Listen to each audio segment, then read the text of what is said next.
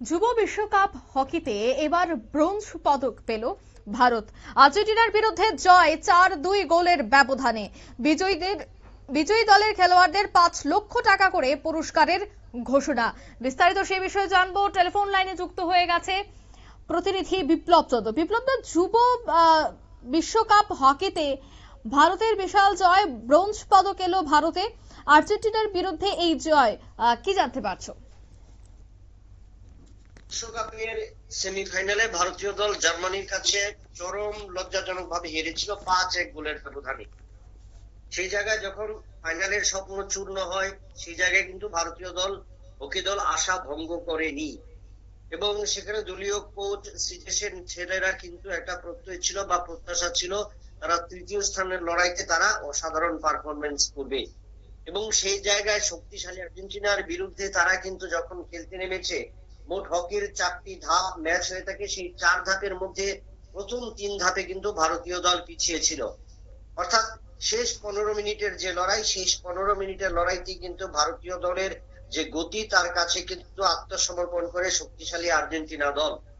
0-2 গোলে পিছিয়ে থাকা ভারতীয় দল শেষ পর্যন্ত সেই ম্যাচ জয়লাভ করে 4-2 গোলের ব্যবধানে। অর্থাৎ শেষ 15 মিনিটে কোনোভাবেই দাঁত বসাতে পারেনি আর্জেন্টিনার খেলোয়াড়রা। তবে সেই জায়গায় ভারতীয় দলের ক্ষিপ্রতা, ভারতীয় দলের টেকনিক এবং ভারতীয় দলের হকি তারকাদের যে গতি পরিলক্ষিত হয়েছে, সেটা কিন্তু অসাধারণ পারফরমেন্স দেখা যায়।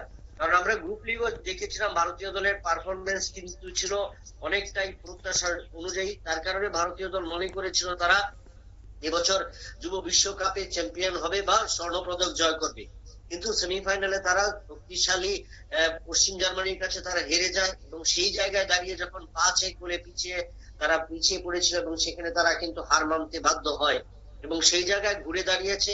বলা যায় যে যুব বিশ্বকাপে ভারতীয় দলের যে যুব খেলোয়াড়রা যারা আগামী দিনে ভারতীয় দলের নেতৃত্ব দেবে বা ভারতীয় দলের সুযোগ পাবে, তাদের কাছে কিন্তু একটা বড় চ্যালেঞ্জ। এবং অন্যদিকে সিনিয়র হকি খেলোয়াড়দের এবং প্রত্যেকের কাছে যে পিছিয়ে থেকেও কিভাবে আগ্রাসন ভূমিকা পালন করলে বা আগ্রাসন ভূমিকার মনোভাব নিলে ম্যাচে জয়লাভ করা যায় বা ঘুরে দাঁড়ানো যায়, সেটা কিন্তু তার একটা সমাধান বা বলা যায় বা উদাহরণ হিসেবে কিন্তু কালকে দেখা গেল। কারণ শেষ 15 মিনিটে ভারতীয় দল যে অসাধারণ পারফরমেন্স করেছে, সেই পারফরমেন্সের নিরিখে কিন্তু ভারতীয় দল 4-2 গোলে জয়লাভ করেছে এবং এই 4-2 গোলে জয়লাভ করার পর ভারতীয় দল একদিকে ব্রোঞ্জ পদক পেয়েছে, যার কারণে ভারতীয় হকি ফেডারেশন এই দলের বিজয়ী দলের প্রত্যেক খেলোয়াড় প্রথম একাদশে যারা খেলেছেন তাদের জন্য 5 লক্ষ টাকা এবং একাদশের বাইরে যারা সাইড বেঞ্চে ছিলেন তাদের জন্য 2.5 লক্ষ টাকা করে কিন্তু পুরস্কার ঘোষণা করেছেন। তো সামনে অনেকটি টুর্নামেন্ট রয়েছে, যুব বিশ্বকাপ এবং সিনিয়র বিশ্বকাপ, এবং সেখানেই সেই টুর্নামেন্টের যে বর্তমানে খেলোয়াড়রা তারা ভারতীয় দলের স্থান পাবে সেটা কিন্তু নির্দ্বিধায় বলা যেতে পারে। অঙ্কিতা, একদমই ধন্যবাদ। অর্থাৎ ভারতীয় দল আগামীতেও আরো বেশ কয়েকটি টুর্নামেন্টে ভালো স্থান অর্জন করবে এবং যারাই অন্যান্য ক্রিকেটার অন্যান্য খেলোয়াড়রা রয়েছে তারাও অনেকটাই উৎসাহিত হবে, সে কথাই মনে করছে ক্রীড়াবিদরা। নিয়ে নিচ্ছি ছোট্ট একটি বিজ্ঞাপন বিরতি, সঙ্গে থাকুন।